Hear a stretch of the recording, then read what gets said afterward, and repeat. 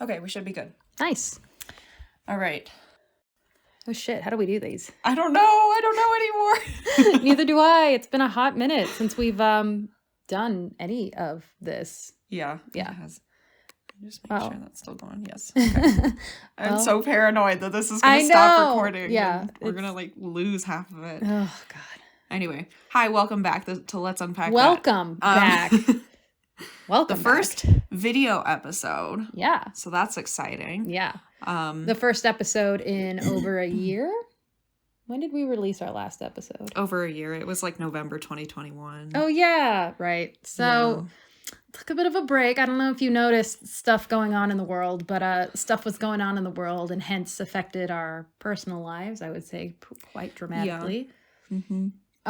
Yeah. Also, as we alluded to, a terribly written book sent this one into a spiraling depression and then just made me angry for a long time. So yeah. And then we literally did not have time to do a third season. No. I think it's fair to say that this summer and like this year in general, oh, big sigh, boo. You're so yeah. Oh, poor boy. Yeah. But I think it's fair to say that we literally have not had time. Yeah. This year. Definitely. Because we've been super busy with everything. And now we're a little bit less super busy. A little less super and busy. so we immediately fill that time with this. Absolutely. We got it. But what have you Yes. been up to in the past year and a half?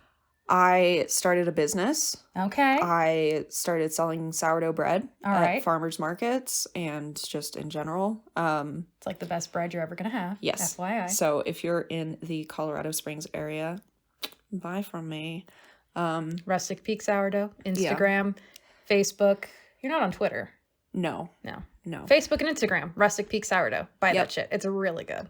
Yep. So I just finished this summer season. The markets are still going on, but I am no longer in the market. Because I mean, it kind of tapers off after Labor Day, and today is Labor Day. Yay! So I'm kind of like, once it's not really worth it, I'm kind of done. Right. Also, I'm kind of burned out. Could that be because you were being screwed over by market managers? We're not going to talk about that. That's fine. It's fine. But yeah, it's a lot of work. So that's the main thing that I've been doing, aside from, you know, having a full-time job that I also started in November of 2021. So right. Yeah, love it. We've been doing things. What have you been doing? God, I don't even know. Looking back, it's really a blur. Started a new job and then started another new job. So that's been cool. A lot of changes, things that I don't really think I need to go into, but have been kind of crazy up and down. Yeah, in a very fitting sort of way, got diagnosed with ADHD, which I think will actually fit in quite nicely with the book that we are currently working on. Yep. So, first chapter, right in. It's right like, in. I have ADHD. And I was like, great. Hey, I know what that's like. So very fun being diagnosed with that at the age of 25. But, you know, is what it is.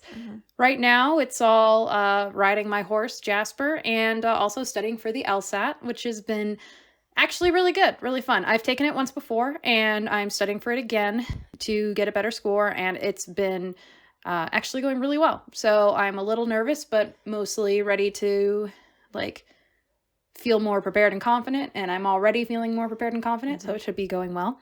And then hopefully, you know, this time next year, I'll be starting law school. That's kind of the goal. So things have been crazy. A new family member joined our house in August-ish of 2021, who is aptly named. His name is Percy. Oh, yeah. And he is a cat that I found on the side of the road and thought he was in distress, and he was actually just fucking with me, was not actually hit by a car, and as soon as I pulled over and got out of the car and called for him, he came over, and then chaos ensued. I crawled over a barbed wire fence and threw him in the back of the car, and then couldn't find a home for him, so now he's here. So and he ruined your Book of Mormon shirt. He did ruin my Book of Mormon shirt, which the bastard. Someday I'll forgive him for. But that's fine. So you might see him. Those of you who are seeing the video, he probably will come in and investigate at some point during one of the episodes. So you'll see him, but also aptly named. Other than that, that cat does have ADHD. He absolutely does have ADHD. He's wow, the distraction level on that cat. It's hilarious. It's funny. It's hilarious, to be perfectly honest. I don't think he could focus on a single thing if we paid him in catnip. Which we sometimes do. Yeah, it's very true. But anyway. So yeah. It's been a hot minute. Little jingle in the background. That's him. Yeah. So it's been a hot minute. But I think we're both happy to be here. And as we alluded to, we are reading Percy Jackson and the Lightning Thief. I should get my copy too. My copy is significantly less beat up than yours. This is my brother's copy that he's had since he was probably 10 or 11. So yeah, and I don't know how long my sister has had this copy, but she read it maybe once or twice. Right. So. But you've read this before, right? I did. So I read it in late middle school or high school. Okay. Which I should have read it like as soon as it came out because I was super into like Greek myths and stuff. And if I had read this in 6th grade, which Percy Jackson is in 6th grade when this book starts, I would have been super into it. Yeah. Like no joke. Yeah. I would have been super into it. I was super into the whole like, why do I feel different? Why do I feel like I don't fit in and like there's something different about me and like that being a magical thing.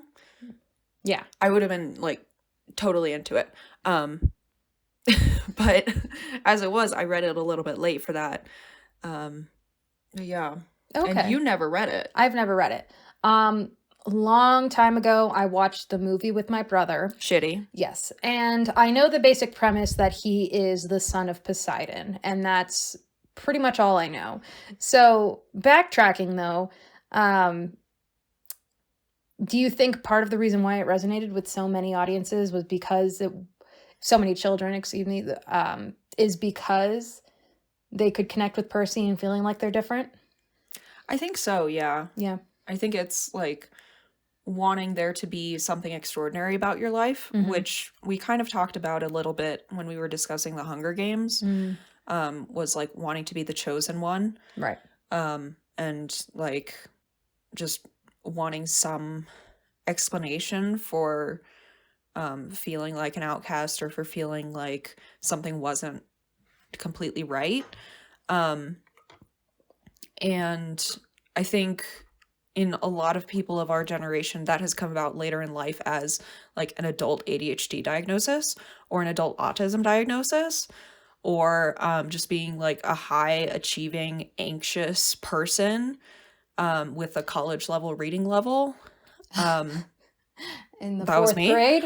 In the fourth grade, nonetheless. Yeah. Yeah. And then like going into the real world and of real work and being like, oh, I don't know how to do this. Yeah. Which is something that I've actually like struggled with this year. For sure. It's like figuring out how to exist in the world and how to work. And recently learning that, oh yeah, I am an anxious person. I do probably have anxiety, even if it's not diagnosed by a doctor. Like my therapist definitely thinks I have anxiety. Oh, I've known this about you since we've met, honey. And yet I didn't. Yeah, it's one of those things. I thought I was just depressed, but no, I have both. Double whammy. Yay, comorbidity. Woo! We love to see it. But like, I think also thinking back to like when kids were really into it, as you know, middle schoolers and young high schoolers, I think a big part of it was feeling like they don't belong and struggling with that, and also feeling like there's got to be some reason for it, and kind of jumping into what you were saying, the whole fantastical piece of it, being a child of a god and the powers that come with that, and the fantastic life that comes with that, you know, fantastic being extraordinary, you know, whether it was good or bad, which was interesting. But also, that brings me to another question. Growing up, were you a Greek mythology kid, or were you an Egyptology kid, or dragon kid? We talked a little bit about this in the episode 0. I was definitely a Greek myths kid. and like a medieval knights and swords kid. Yeah. Still am a little bit. Mm. Really disappointed that we didn't get to go to the Ren Fair this summer. I know. But I mean, we were busy. We were so busy. Yeah. But yeah, in like 5th and 6th grade, we did like these Greek plays in my class, where we would like learn about the Greek myths, and then we would perform a little play about it. Oh. For like on like a back to school night or a parents' night or something. Mm-hmm. I was almost always the narrator.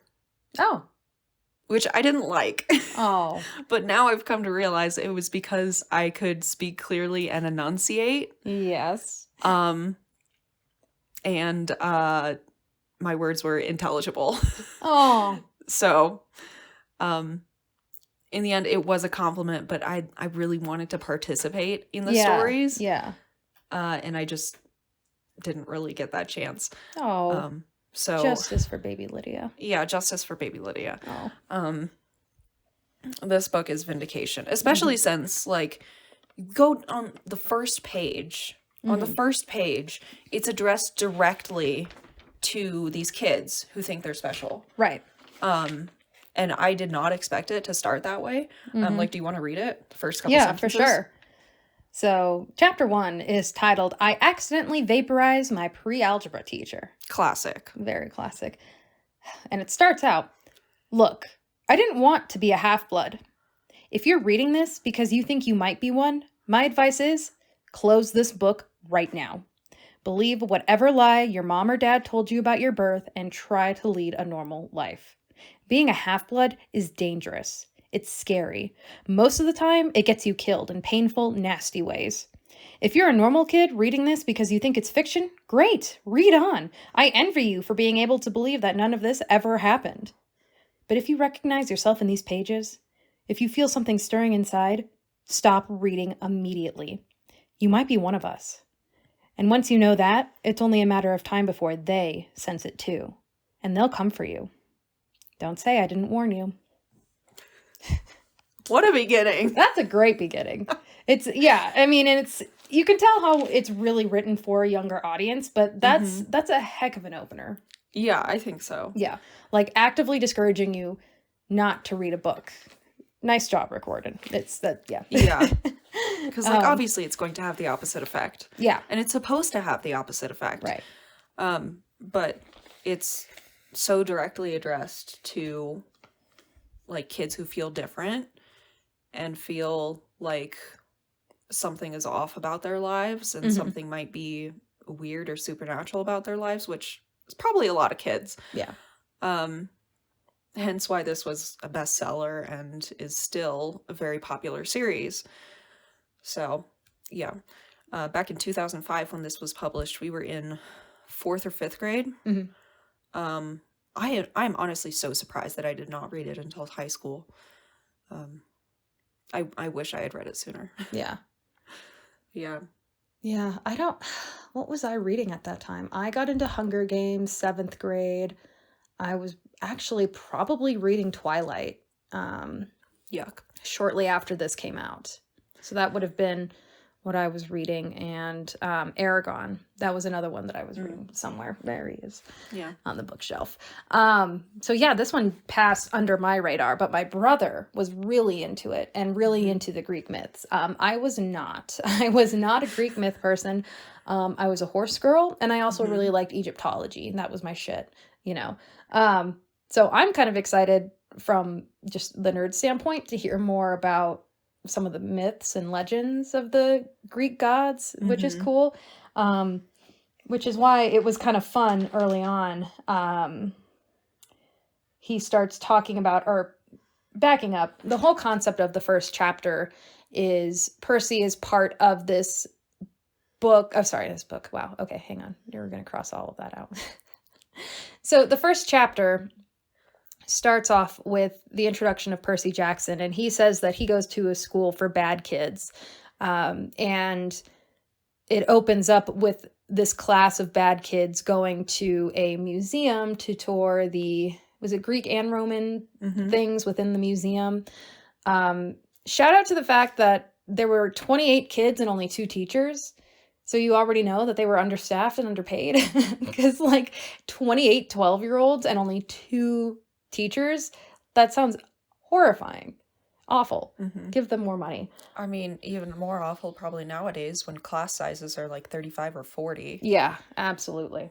In field trips, I remember there was always at least a parent going. Yeah. So like even though this is a boarding school, but yeah, still. that would be a little bit different. And considering that these are quote-unquote juvenile delinquents, like, you would think there would be money for more teachers. Yeah, it's fine. It's fine. Teachers, you deserve to be paid more.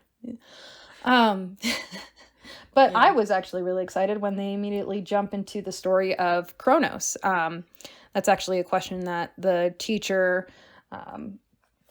what's his name? I keep forgetting his like teacher name. I remember his actual name because he's not actually a human. I'm sorry. I kind of gathered that towards the end. Okay, Mr. Brunner. So Mr. Brunner asks Percy what the story of Kronos is, and Percy essentially says like, oh, he was the dad, and Zeus eventually defeated him and freed all of his siblings. But and that's how you get the Olympians. Right. But that's kind of so I jumped into that actually, if you don't mind me jumping on that. I looked up the story. Did you know that Kronos actually castrated his own father? What? Yeah. So I looked this up. So I'm looking at greekmythology.com/Titans/Kronos, and they spell it differently in the book than I think is traditionally spelled, or at least how this one is spelled. I mean, there are so many spellings of all of this because it's all Greek. Right. It's all Greek to me. Yeah. Thanks. All right. That will not be the only time that we make this joke this season. It's fine. It's fine. I'm already sick of it. Thanks. You're welcome. So, but, Kronos is, according to this website, he played a crucial part in the creation of the known universe. So his parents are, So, I can't pronounce his mother's name well, so I apologize. Gaia, who was, Mother Earth. Yes, Mother Earth, and then, Uranus, who was the, say it like a grown-up, Uranus. No. That's how it's pronounced. Oh, is it? Yes, they teach us to say Uranus in like science class because they don't want little kids saying Uranus. Oh, really? So it is actually pronounced. I thought that was the actual. Okay, well, I learned something. It is Uranus, which is fine. But Can't see you on the camera. No. Sorry. So Uranus is the sky, I think, and then Mother Earth was Gaia. But essentially what happened was, so I'll just read directly. The story of Kronos begins with the irrational, hate-driven decision by his father Uranus, the sky, not to allow his children, the Cyclops, the Hecatocheres, blah, blah, something, and the Titans to leave their mother's womb, i.e. the Earth. So essentially all of the Titans and the Cyclops were stuck on Earth. So grief-stricken and straitened, Gaia devised a crafty little plan, fashioned an adamantine sickle, big sword thing, and appealed to her offspring for help. "My children," she said, "if you obey me, we should punish the vile outrage of your father." Kronos was the only one who stepped up. And essentially, so Gaia gave Kronos the sickle and told him to hide strategically in her womb. And when Uranus came to lie with Gaia, Kronos reached out and cut his penis off, thus separating the Earth and the sky and freeing the Titans.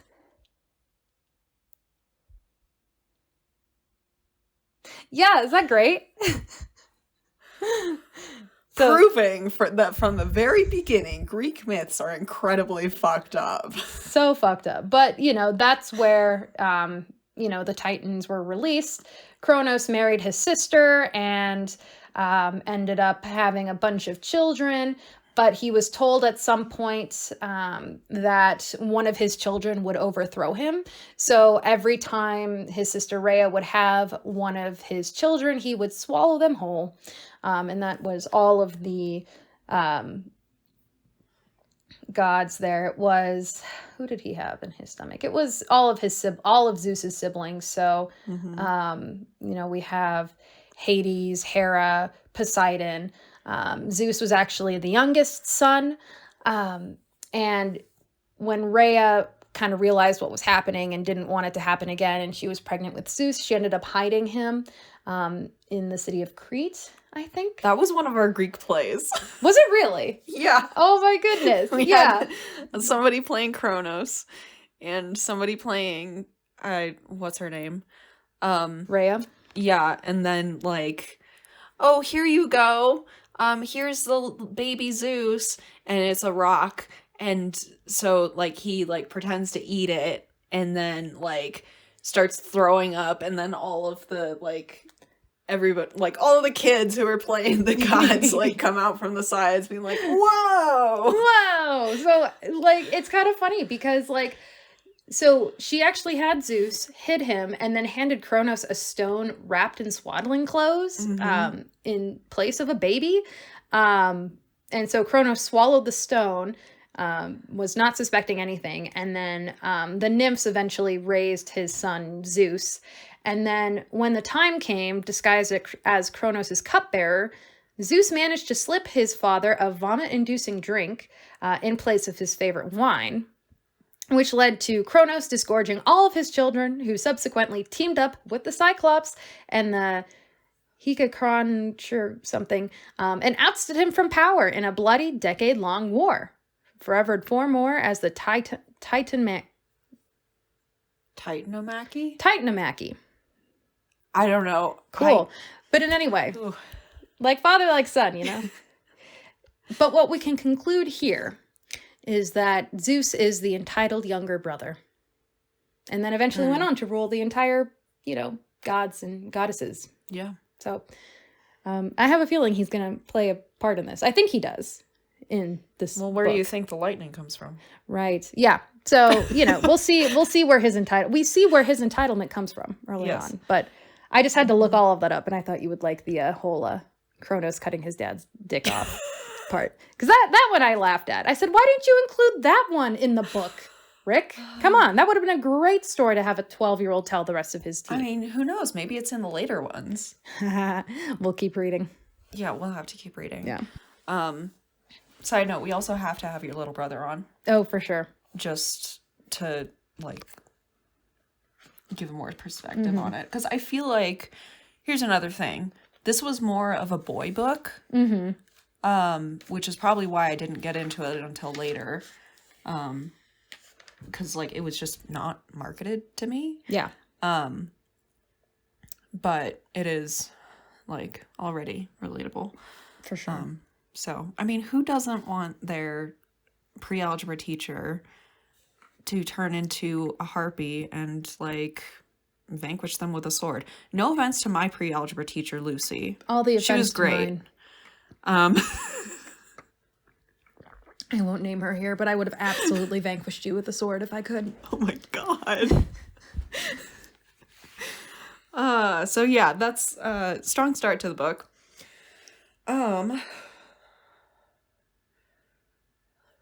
What else do we have? Well, I also think it's interesting that, while Mr. Brunner is talking, the kids are all, like, chatting amongst themselves. And Percy is actually the one who's like, hey, everybody, shut up. Direct quote from the book. We got some auditory processing issues. Yeah, oh my god, it's the worst. He told us about the carvings on the sides. I was trying to listen to what he had to say because it was kind of interesting. But everybody around me was talking, and every time I told them to shut up, the other teacher chaperone, Mrs. Dodds, would give me the evil eye. Which, first of all, is like so shitty because I definitely would have been telling everyone else to shut up because I love a good museum. Are you a museum goer? Because I love reading each and every plaque in a museum. I will read every single one. And I could spend hours in there. When I interned in Washington, D.C., my favorite thing was going to one of the many, many museums in D.C. and spending hours there reading everything. So shout out to Percy for trying to keep everyone, like, in line. And also how unfair and shitty it was that he was, like, getting in trouble for telling other kids to shut up. Because it's like, hey, Stop talking. It's Yeah. interesting. Shush everybody else. Don't get mad at the kid who's trying to, like, engage with the material. Mm-hmm. But, like, I mean, we all know why. It's because she's evil. Yeah. Which is a very, like, simple way to dismiss why adults sometimes do that to kids. But, Yeah. I mean, probably what kid wouldn't read this and be like, yeah, now I'm gonna, like, imagine that my mean teacher is a harpy or something. I think Right. she's a harpy. It didn't say. It didn't say, but I think if I'm remembering correctly, that's what she was. We find out later, I'm pretty sure. Oh, okay. Because while Mr. Brunner is gaslighting Percy for the end of this chapter, be like, Yay! I don't know what you're talking about. Give me my pen back. Bitch. He knows exactly what's going on. Come on. Yeah. Awful.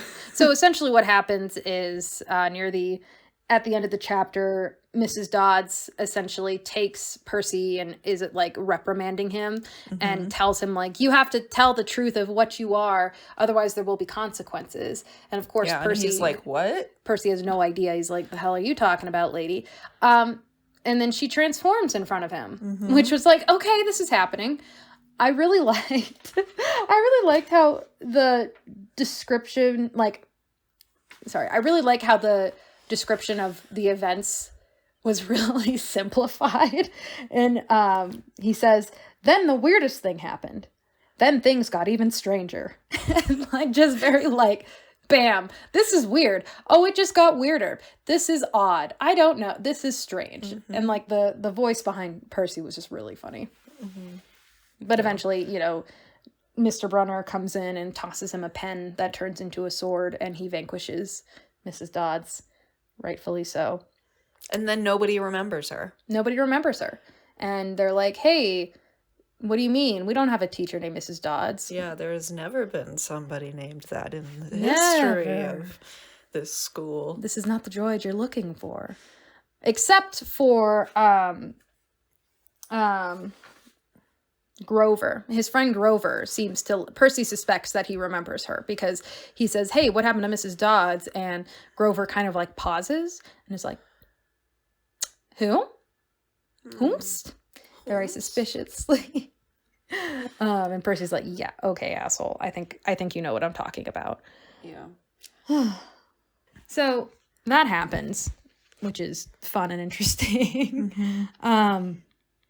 Yeah, and gaslighting. We love gaslighting children. Yeah. I would gaslight children all day. Common theme in a lot of these books is even when the adults do know what's going on, which for once we have adults that are not clueless. Right. But even when they're not clueless, they'll like pretend that nothing is wrong for the sake of the kids. When no, kids can understand that something's off. Kids need to know that. Yeah. And I mean, Percy is going to find that out pretty soon. But, I mean, Mr. Brunner has a little bit of a Dumbledore moment here. Which is not cool. Not cool, dude. Yeah. But. Yeah. Do you have anything else you wanted to add? I mean, like, the sense of humor in this book is already coming through really strongly. And, like... I mean, I'm looking forward to reading more of it. Yeah. I think it's going to be interesting. And, yeah. Well, I wanted to give you a chance to speak a little bit more because I was also going to jump on my soapbox about ADHD. Yeah, I think you did a lot more research for this episode than I did. But also, like, the one thing with, like, the ADHD that I do want to say is that it's not only said, it's, like, actually... in the text. Like Percy just doesn't say that he has ADHD.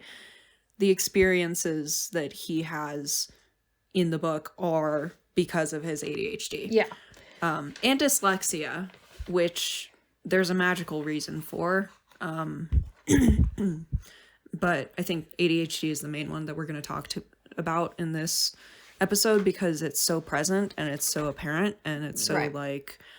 Okay, right off the bat, like, this kid is neurodivergent. Yeah. In this way. In my copy on page 7, Percy says, but Mr. Brunner expected me to be as good as everybody else, despite the fact that I have dyslexia and attention deficit disorder, and I've never made above a C- in my life. And then a couple pages later, he mentioned something that I can actually really relate to. On my copy, page 11, he says, I have moments like that a lot where my brain falls asleep or something. And the next thing I know, I've missed out on something, as if a puzzle piece fell out of the universe and left me staring at a blank place behind it. The school counselor told me it was part of my ADHD, my brain misinterpreting things. Yes, that is such a thing. There are moments where, the word tends to be kind of disassociate or like step out for a minute, essentially. That shit's really scary. It happens to me more than I like to let on. And it's especially terrifying when it happens to me while I'm driving, because there will be times where now I know it's because of my ADHD. I wasn't really sure. I used to blame it on being tired or being distracted. No, it's my ADHD where suddenly I'll realize I'm, for example, halfway to wherever I'm going and I don't remember the first half of the drive, which can be really scary. It's easier when there are people in the car with me because that keeps me more grounded. But if I'm driving by myself, if I don't have some kind of like audiobook or music going, something that kind of like tether me there, I can like forget the entire drive for the most part. And it's really scary. So I thought it was interesting. And I think a lot of people with ADHD can relate to stuff like that, where they set something down and don't remember setting it down, or where they set. I do that a lot.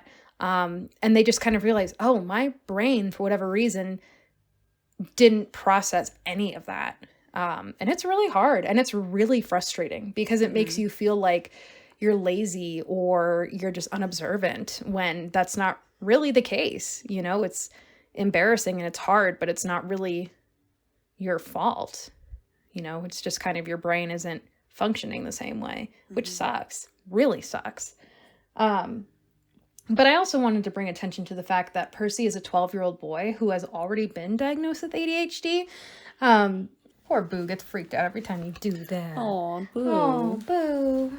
Poor Boo. We had to adjust the camera. Okay. Yeah. So if this is different. Oh! Hi. Hi, buddy.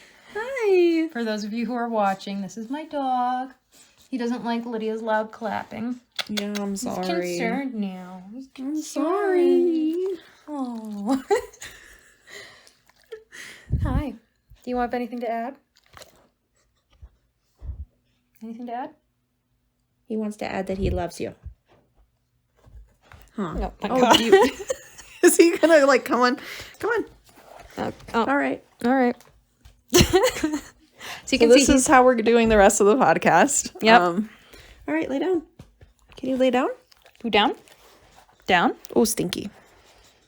Down. You want to lay across our laps? I just want to be included.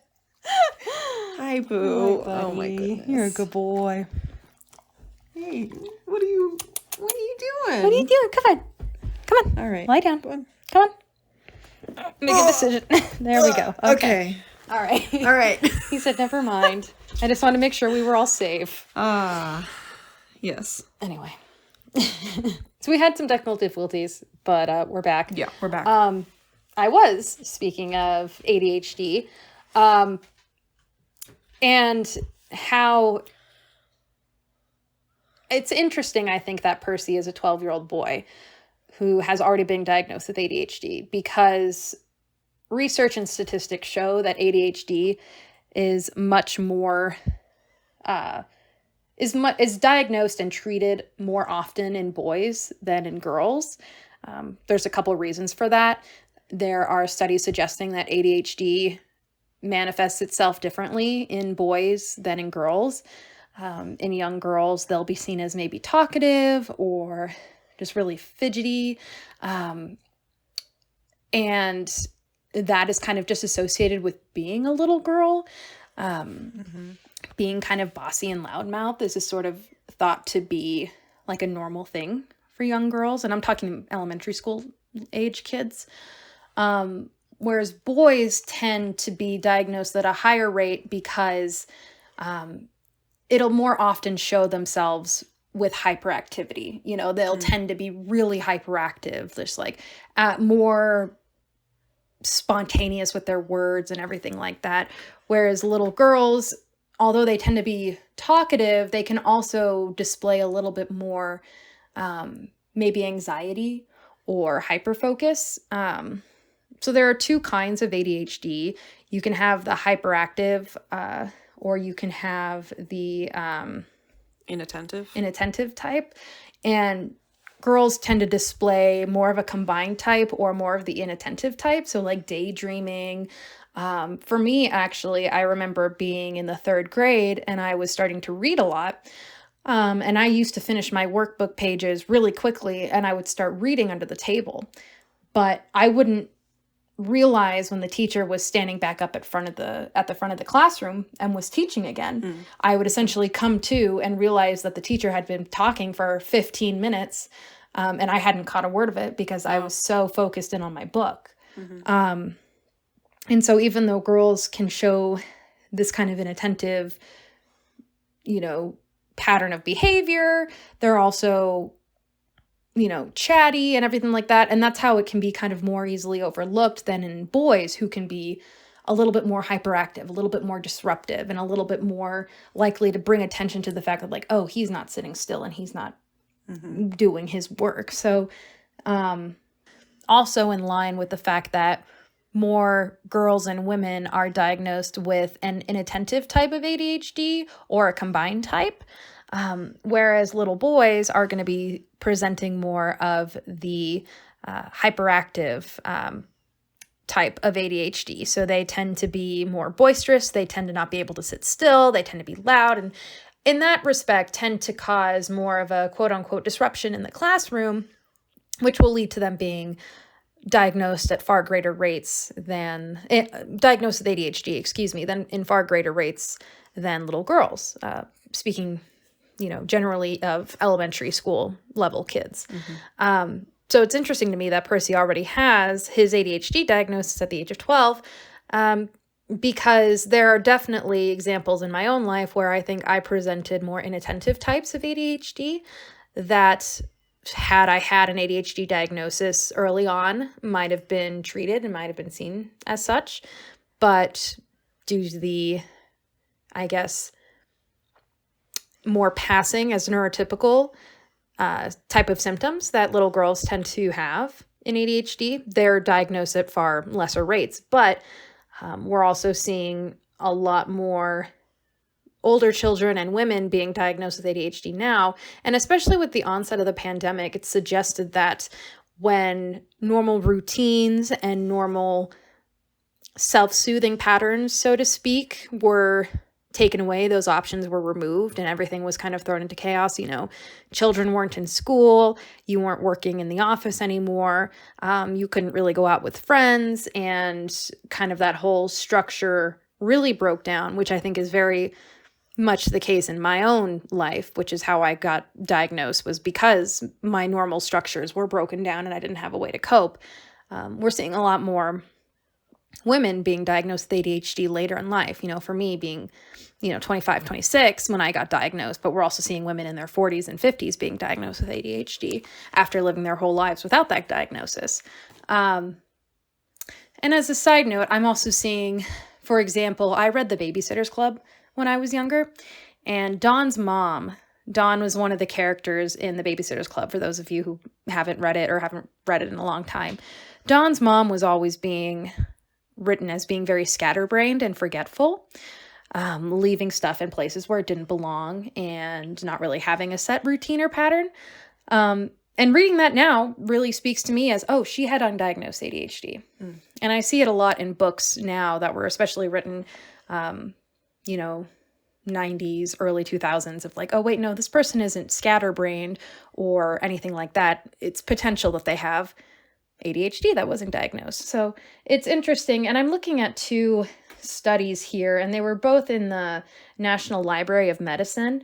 One of them was by BMC Psychiatry, which was published in 2013. The title is ADHD in Girls and Boys, Gender Differences and Coexisting Symptoms and Executive Function Measures. The first author was Erik, it looks like it's pronounced Winther Skogli. Pardon me for the mispronunciation. All of our sources will be in the show notes or the description. Right.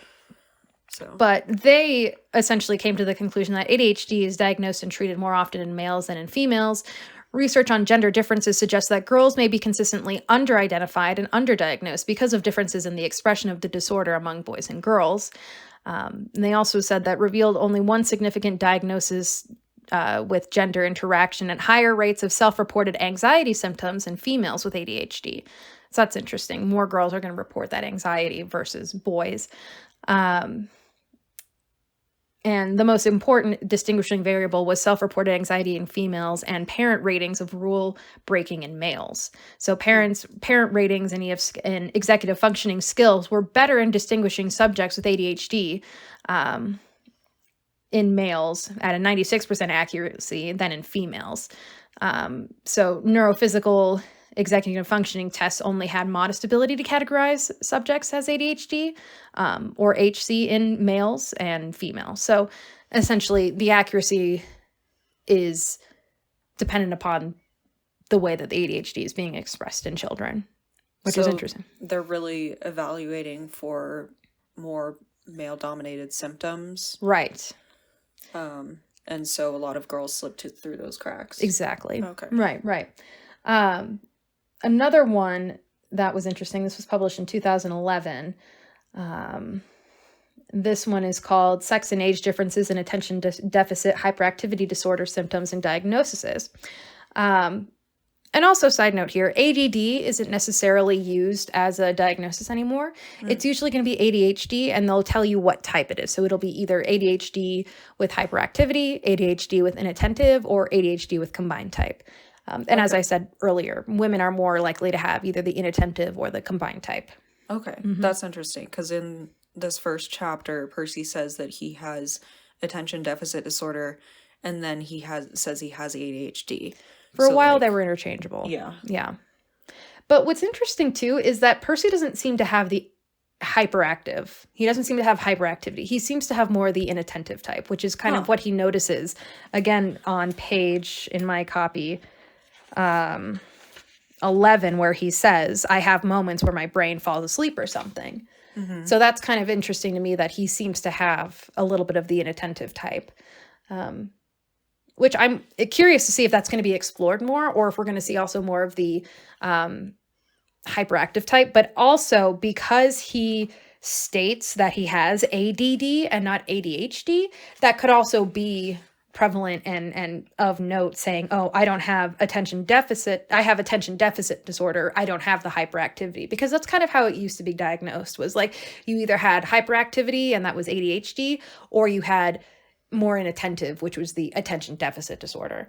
So it's interesting to me that Percy has what would be statistically considered the less likely of the kind of ADHD that you might see in little boys. And I could be completely wrong here, but it's interesting that, statistically speaking, ADHD would be kind of more diagnosed in boys versus the inattentive type.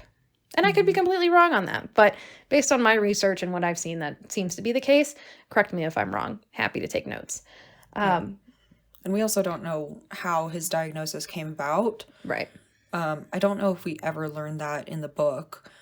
But we hear he's accident prone. That's why he's gotten kicked out of all these previous schools. So it's possible that could be what they're interpreting as hyperactivity. Oh, true. But yeah, I'm not completely sure. Yeah, it's interesting. The other one I wanted to point out, again from that article, Sex and Differences in the Attention Deficit Hyperactivity Disorder, Symptoms and Diagnoses. In addition to age differences, there are clear gender differences with respect to the prevalence of ADHD, its subtypes, and the endorsement of specific DSM-5 ADHD symptoms. DSM-4 ADHD symptoms. Males are generally more likely to be diagnosed with ADHD than females, with a male to female ratio of approximately 4-1. Lower male. That was in 2011. Yeah. So lower male to female ratios are reported in some clinic-based studies suggest that females are underdiagnosed in the community. So even in 2011, they were suggesting, hey, maybe we're not seeing everything here. Yeah. Although they may no longer meet the full symptom criterion, young adults with a history of lifetime DSM-4 like ADHD maintain higher levels of ADHD symptoms as compared to the general population. So all in all, it's interesting to note that, we're seeing these symptoms of ADHD in Percy, and it's already so prevalent, which I also think would be another reason why so many boys liked the books, and maybe why it was potentially marketed towards little boys more, because they were getting diagnosed with ADHD at higher levels. Understanding. That was a big hot button topic when we were kids. Yeah. And I mean, it still is now. Like, you're medicating the kids. You're like, all that stuff. Oh no, you're giving them stimulants. They're going to become addicted. I can't get addicted if I can't remember if I took my Adderall or not this morning. Yeah. So let's be honest. Anyway, continue what you were saying. No, it's just, it's cool to see.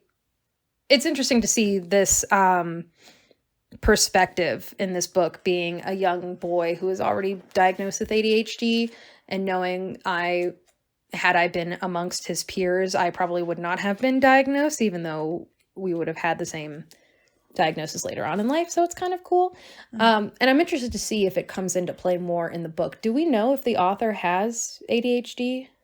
I don't know. He's probably done interviews about it. He's, Rick Riordan is a very public author. Like, he's done a lot of interviews. He's done a lot of, like, taking community feedback, which kind of has made him a legend in the YA fiction community.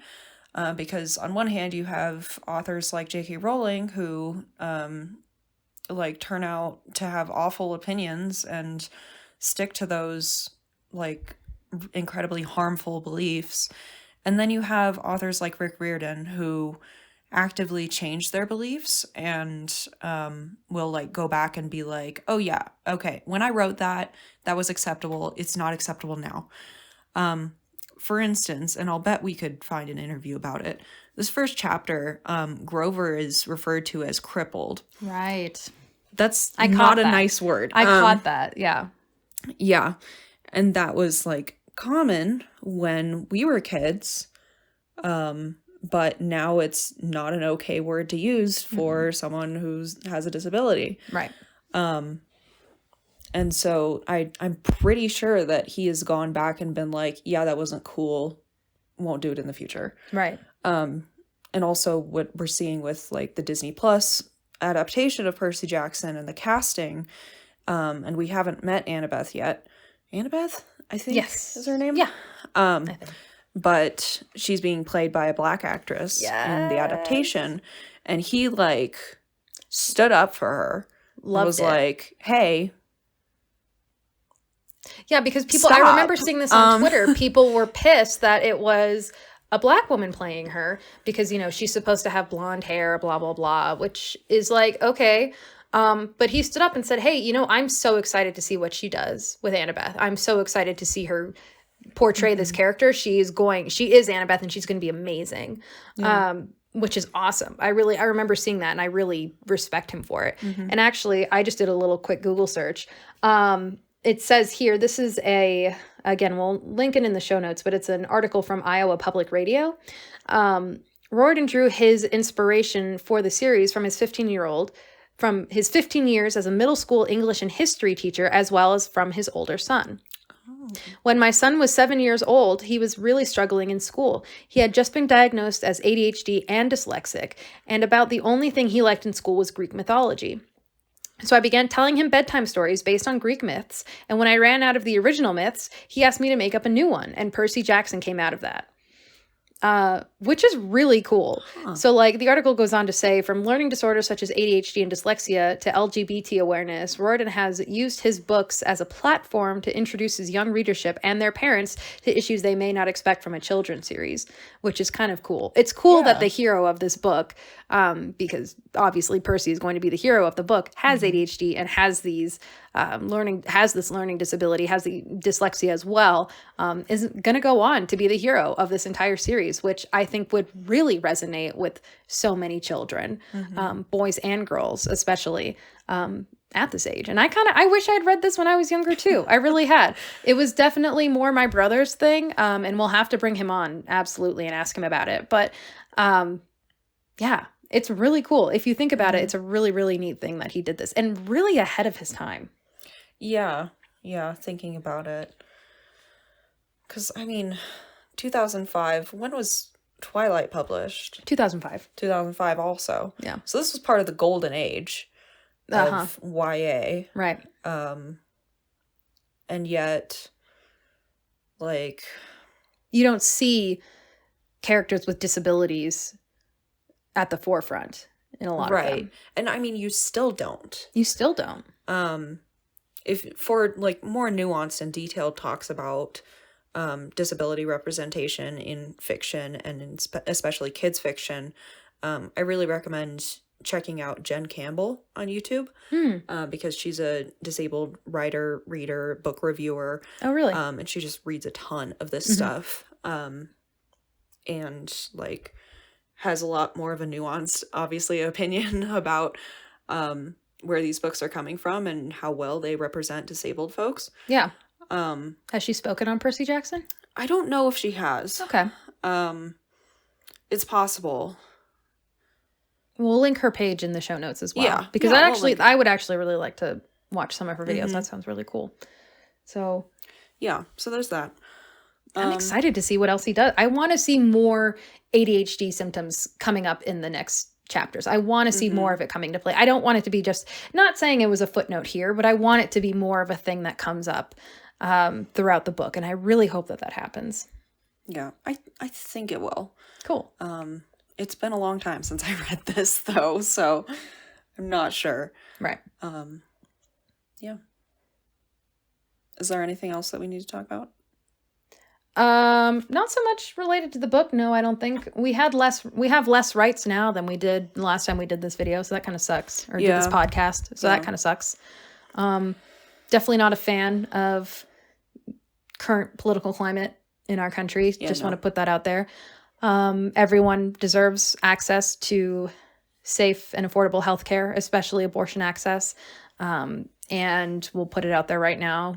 Any kind of abortion ban, is not only, not cool, but it is going to result in the deaths of a lot of people. People who, deserve to have the choice to make their own decisions when it comes to family planning. And I think it's just important to bring that up. And I really hope that, we're going to see change in laws to protect more people. So that really sucks. Really sucks that happened. Yeah. But I think other than that, I'm excited to be back. Should be a good time. Me too. Doing this. Yeah. It's kind of a balance that we're walking between, like, yes, we're excited about rereading this old fiction that we've read, and also we are full-ass adults in a crumbling society. Yeah. So take what you will from that. It's fun to see parallels and maybe the chaos of the Greek gods world and be like, oh wait, that's happening down here. Yeah, I think once we get like more into seeing the gods in action, we'll get into like more religion and power, because a lot of the themes in these YA books is power. Who has the power and why, and who like actually needs it. Yeah. And so I think we're gonna see, like, I mean, the gods ain't shit. Yeah. they're really crappy, and it's because in Greek society they weren't idolized like we idolize the Christian God in our society. Right. They're not perfect examples. They are archetypes of humans. Right. And therefore make mistakes, do shitty things, make bad decisions, and all of that. They are not meant to be like these examples. They're just exaggerated versions of humanity, which I think is somewhat similar to how we view figures in power today. Whereas we should be viewing like people in politics and celebrities as fallible human beings and people who whose features are exaggerated, but who at the end of the day are people. Right. But we tend to idolize them like they are Jesus figures and can't be held accountable for their actions. Yeah. Which, love the raid on Mar-a-Lago. Really hope we see Orange Guy in prison from that one. Yeah.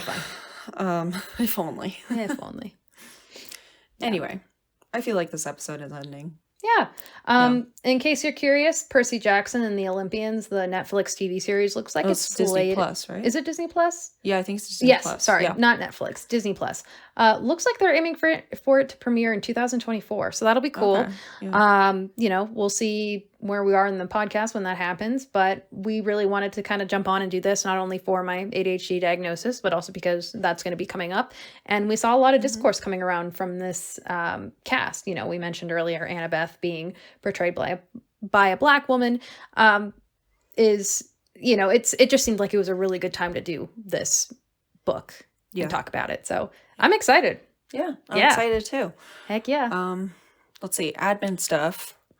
We are, all of our links and stuff will be in the show notes / the description of this video.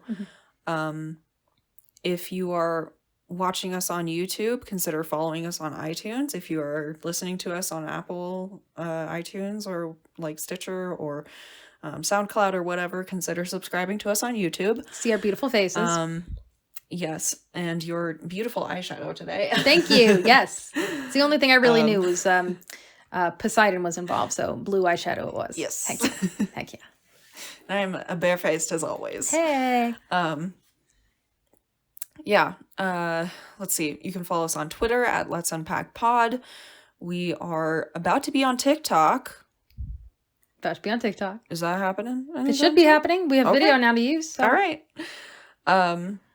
And let's see. What else? Do it for the vamps@gmail.com. Yeah. You can email us at doitforthevamps@gmail.com. Tell us about your experience. I'm curious, if you have ADHD or dyslexia and you were diagnosed and you read this, what did you think of it? Yeah, tell us about it. Because, only one of us has ADHD. Hi. And one experience is not the end all be all. So, yes, absolutely not. We'd love to hear your experience. For anyone but myself. So there's that. Twitter, Let's Unpack Pod. I already said that.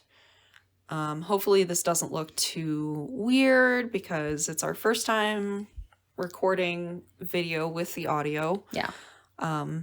So we're hoping it works. Hopefully. And that I'm able to edit it on your computer because my computer is from 2014 and will not tolerate DaVinci Resolve. Nope. So yeah, we will be posting an episode every other week from here on out. I know episode 0 came out last week and episode 1 is coming out this week, but now it's every other week. Right. And so that'll be on Fridays at 7 a.m. Mountain Time. Yeah. Yep. So that's all. Any ideas for a catchphrase for this season? I have one. What? Don't get wet. What? Don't get wet. He's the son of Poseidon. He's already thrown one of his classmates in the fountain. Don't get wet, kids. All right. Okay. I like it. Stay out of the splash zone. All right. Well, that's going to be it from us, I think. I think so too. All right. Good to have you back. Yep. We'll see you in 2 weeks. See you in 2 weeks, guys. Bye. Bye.